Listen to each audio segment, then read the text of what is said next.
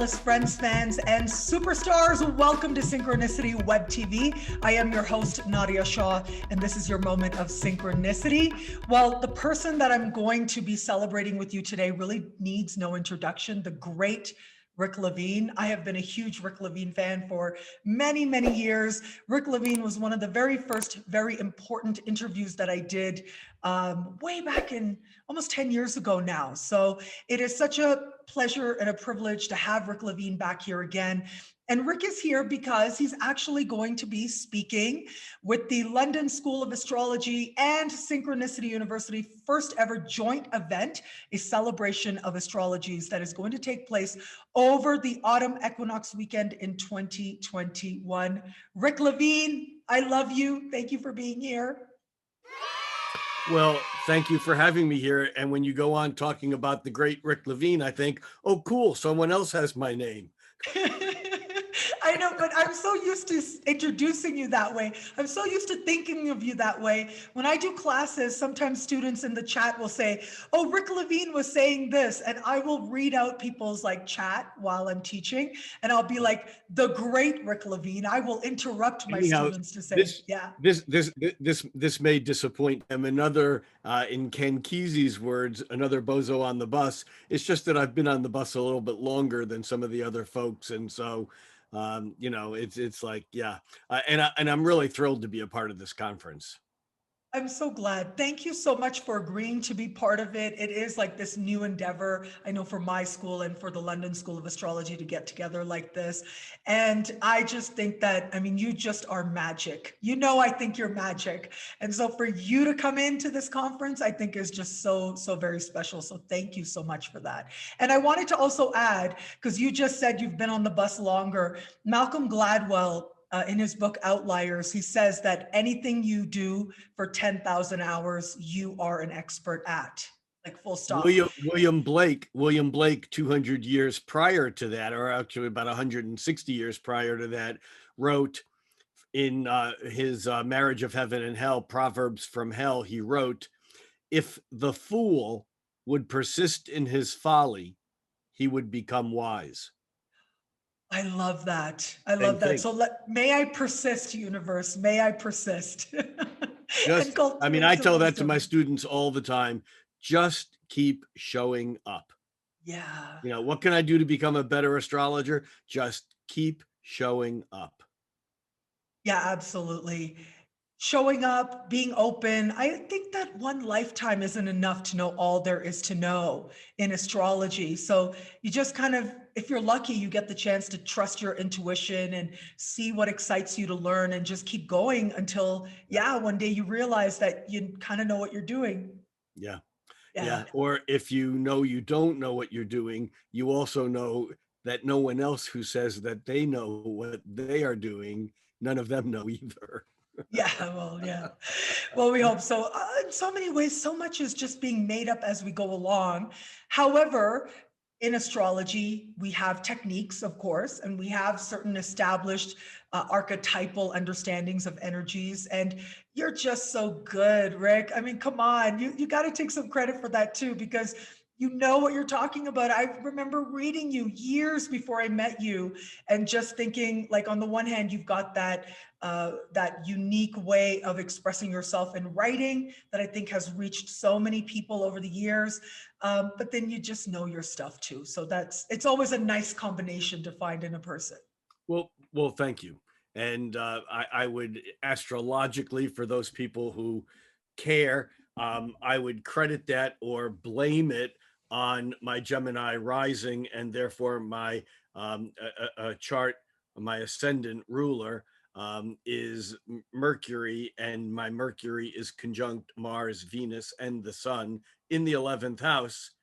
And so perfect. That's, and so it actually looks like I know what I'm talking about, whether or not I do. Well, you reach the masses, don't you, with your mind and your words? That's for sure. Yeah. And I remember many years ago, Jeff Green attributing that, actually even before it manifested, that to that Aries stellium in the 11th house, it all trines Pluto in the 3rd house. and That'll that do goes it. back to the Gemini rising. Yeah. And Jeff said something like, you know, you have a chart, you know, your goal, your purpose in life is just to blow everyone's minds.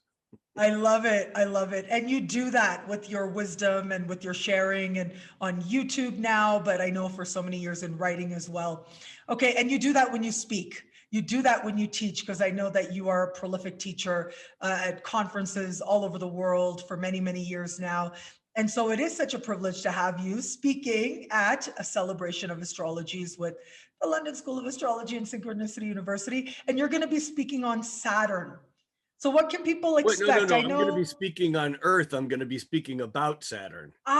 you're going to be speaking on Earth. Oh my God. I was just about to say, aren't you going to be on Pluto at the time of the conference? But okay, you're going to be on Earth But I'm going to be speaking speaking about Saturn. about Saturn, and actually about Saturn and Uranus, because if there is a single story for 2021, it's a story that is unfolding from a much more complex story that involves, of course, the Uranus Pluto conjunction of the 1960s, and then the Uranus Pluto square of, let's say, 2010 to 2020, if we're going to use wide cultural aspects. But at the tail end of that comes this entire year after the Saturn Pluto conjunction of Saturn and Uranus squaring. And so there's a bit of a context to the power that's coming into this moment. But this moment, and I say this moment, I really mean pretty much all the entirety of 2021, and even into a large part and toward the end of 2022, when Saturn and Uranus almost come back to square. They don't quite do it, but we're not done. And we're seeing this exploding around us with the extreme polarization over just about any and every issue. There's no such thing as taking a moderate middle of the road stance. You have people who are taking this side or that side on issues, whether it's Brexit or politics or Trump or vaccines or environment or space travel by billionaires or whatever it is. It's like people go to the actual, you know, Saturn, hold on to the way it was, Uranus, let it go and move into what's new. And the problem is that no matter which end of the spectrum you fall on, all of a sudden you then become labeled by every other issue that tends towards that end of the spectrum. It makes it very complicated. These are very, very complicated times. And the what I'm calling the never-ending story of Saturn and Uranus, the what is old is new again, because Saturn, of course, is theoretically the structure, the past, the status quo, the conservative, and Uranus theoretically is busting out of that. But sometimes when you go far enough back into the past, you get strange shit that seems way off into the future, and so it's not quite as simple as it seems.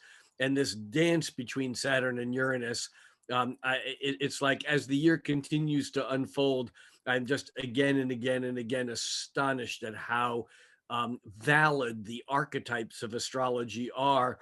I'm less interested in predicting something in the future. I sometimes like to say that I'm much more interested in predicting the past, because in a way it's by knowing the past that helps us understand the trajectory of seeing where we're going. So that's my short little rant. I know, I don't even know if you asked me a question, but you say this is Rick Levine and boom, away I There go you on go. something and I'm gone, I'm back. Well, look, that's the magic, right? I don't know if I said it officially on camera, but I know before we started recording, I was saying, Rick Levine, you are magic. And that is part of the magic, in that I can just say, here's Rick Levine. And then all this brilliant stuff comes forward for a while, which is so great. But Well, as you thank were you. talking, I love it. You know that. But as you were talking, I was thinking about how it's interesting because right now, Saturn is in its traditional rulership of Aquarius, and it's squaring Uranus, modern ruler of Aquarius. And even the energy of Aquarius has such a strong dichotomy. Like it's hyper individualistic, right? Like Ayn Rand was an Aquarius, Yeah, it's but it was hyper also individualistic and hyper collective at the same time. exactly. It's hyper about the collective as well. And so it's an interesting contrast we're seeing play out. And I loved how you said that people expect that if you're going to be Uranian on one issue, you're Uranian on all of it. But few of us are. Many of us are somewhere in the middle, or we But go to it makes one people extreme or then the other. hesitant to say what they believe about anything for Yeah. fear of all of a sudden being pigeonholed with the larger context of what people seem to be associated with from that perspective. And, you know, I've taught for many years. I can't tell you how many lectures I've done where I've said, okay, what I'm going to say next is if you take notes, don't take any notes except for this next line. For those of you who don't take notes, take out your pen and write this down. And I'm going to, and it's basically kind of what you just said. Um, and what I would then follow that with is Uranus only has one job. Uranus's job is the instantaneous resolution of irresolvable opposites. Wow. The Okay. instantaneous resolution of irresolvable opposites. And of course, there's always someone in the class that goes, that's impossible. And of course, then I say, well, that's Uranus. Uranus is the planet that's impossible. It's unpredictable. It's the quantum planet. It's how can a particle be a wave and a particle at the same time? Uranus, in a way, it's like, you know, it's like when there's an electrical storm building and you have this warm, wet air mass, which is negative ions. Negative ions are actually the ones that are positive for us, negatively charged ions. And then you have a cold air mass coming in, and it's cold and dry, and these are positive ions. And as these air masses come together, they try to work it out. They're in effect, they're doing their form of communication. And here I would differ with many counseling psychologists, and that is you cannot resolve every difference through communication because there are things that you communicate about. And the more you communicate, the more the tension grows, the more irresolvable the situation becomes. And there are things that we learn, whether we're a kid, an adult, or a parent, or an employer or an employee, we learn that there are certain things that we just don't talk about because they're not going to go anywhere good. And the issues will never be resolved. Well, Uranus comes in to this warm, wet, negatively charged, and this cold, dry, positively charged air mass. And the more it tries to work it out, the greater the tension becomes. It doesn't get to work it out until it's absolutely so tense, it's impossible. There's no resolution. And in that moment, and that's when Uranus strikes. And Uranus, for that one moment, it doesn't fix everything eternally, but for that one moment after the lightning strikes, assuming it didn't hit you directly, it's It's quiet. incredible. Yeah, And I'll so tell you. Yeah. Uranus's only job is the instantaneous resolution of irresolvable opposites. And those opposites are irresolvable. They're opposites like good and evil. They're opposites like heaven and hell. They're opposites like anti-vaxxers and vaxxers, anti-climate change and climate, whatever, Brexit, anti-Brexit, pick whatever the issues are. These are opposites that when you get people on different sides of that equation, whether it's in the United States Senate or whether it's on the street, the more they talk about it, the worse it gets. You're not going to convince someone. And that's why this Saturn Uranus transit right now is so intense and so powerful. And so my hope is maybe somewhere along the line, it'll help at least, maybe not a bridge, but at least to acknowledge, I think that's the thing too, right? Is that we're having to acknowledge that there are these different perspectives out there, that one way of looking at things isn't a given, that there are these different perspectives. Now, I want to Yeah. share something interesting with you as well, and that is as you were really getting into talking about Uranus, a couple of things happened here, and I don't know if people heard it, if the mic picked it up, but one was my condo next door is an Airbnb. And so I'm the one who's here all the time, who sees people come and go, come and go. And a lot of people rent it out just for the party. Like it's quite the fabulous place. So for filming, for parties and things like that. So there's a party going on, and sometimes the door opens and all this noise comes out.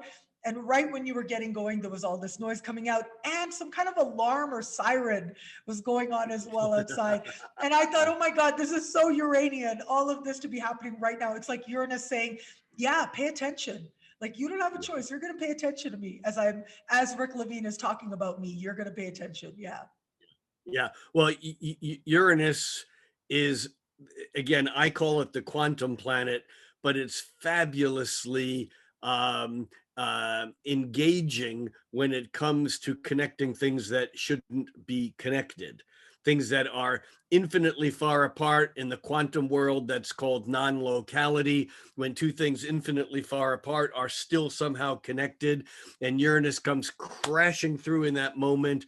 And often, I mean, even the word synchronicity is really with Saturn, Chronos, synchronicity means with time, at the same moment in time, as opposed to diachronicity, which is actually when things happen at different times. It's like if you track someone's Saturn transits, Saturn being Chronos, Saturn Latin for Greek Chronos. If you track someone's Saturn transits and you get a story of what happened when Saturn conjuncted their natal moon and then squared it and opposed it and then squared it and then squared it, opposed it, squared it, conjuncted it, squared it, and so on. And you follow that around, and then you get the client to tell the story. And they go, well, at the first one, my parents got divorced. And then the next one, I had my first boyfriend or girlfriend. And then the next one, I got married. And the next one, my wife left me, or I left my wife or husband.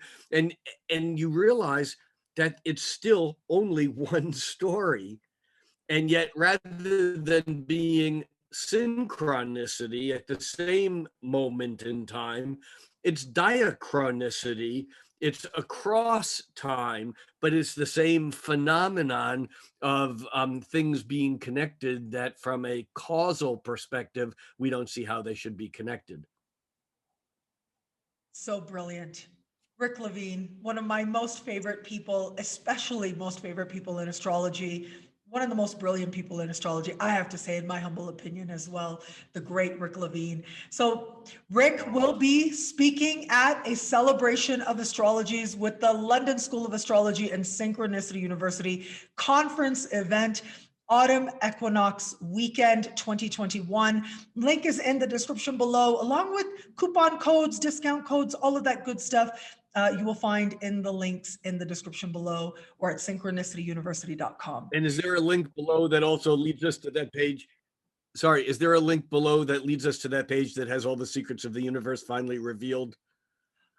Where you got to send me that page. I want to see that page. All the secrets of the universe revealed.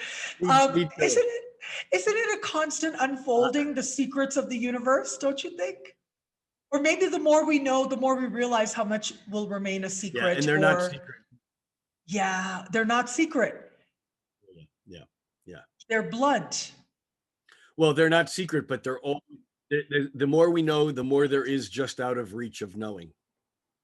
Wow. The more we know, the more that is just out of reach of knowing. Wow. I think so. Yeah, I think that makes sense, because if we knew it all, we would be the Buddha and we would ascend. Like, we would have reached nirvana, but we're here, we're human. Maybe Yoda. Oh yes, or Yoda as well, right? But we're here, we're learning, and sometimes it's messy, but it's always fun if we let it be fun, I think. If we allow ourselves to appreciate that it can be fun. Speaking of fun, I think there's something about that moment of enlightenment, that and that both Buddha and Yoda end in that Wow, yes. And as Oprah calls it, aha moment. Isn't that interesting? So it's Buddha aha, and Yoda. Yes. I love it. All right. Rick Levine, thank you so much. And thank you, everybody out there, for watching. And until we connect again, take care. Bye.